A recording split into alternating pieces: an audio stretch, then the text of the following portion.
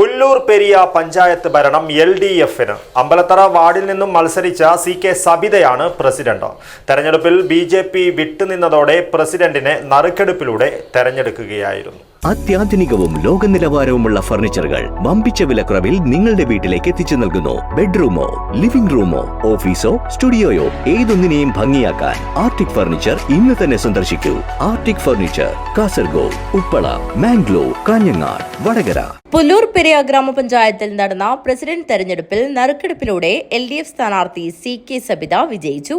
UDF സ്ഥാനാർത്ഥി Usha N നായരെയാണ് നറുക്കെടുപ്പിൽ പരാജയപ്പെടുത്തിയത്. തെരഞ്ഞെടുപ്പിൽ ഇരുവിഭാഗങ്ങൾക്കും തുല്യ വോട്ടുകൾ ലഭിച്ചതോടെയാണ് വിജയിയെ തീരുമാനിക്കാൻ നറുക്കെടുപ്പ് നടത്തേണ്ടി വന്നത്.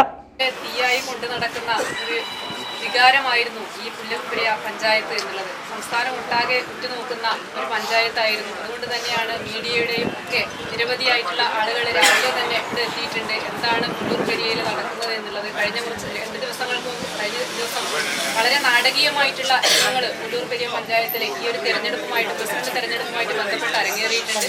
അതുകൊണ്ട് തന്നെ വളരെ ഉദ്വേഗത്തോടെ തന്നെയാണ് കേരളം ഒട്ടാകെ ഈ പഞ്ചായത്തിനെ ഉറ്റുനോക്കുന്നത്.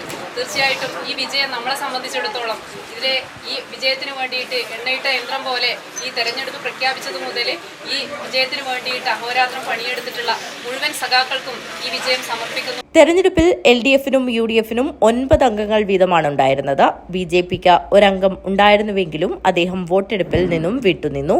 ഇതോടെ ഇരു മുന്നണികൾക്കും 9 വോട്ടുകൾ വീതം ലഭിക്കുകയും സമനില നിലനിൽക്കുകയുമായിരുന്നു. തുടർന്നാണ് നറുക്കെടുപ്പ് നടത്തുകയും LDF പഞ്ചായത്ത് ഭരണം തിരിച്ചുപിടിക്കുകയും ചെയ്തത്.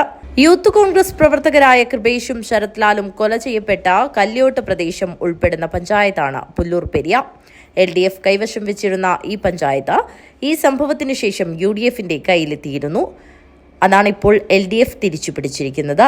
News bureau, Periya.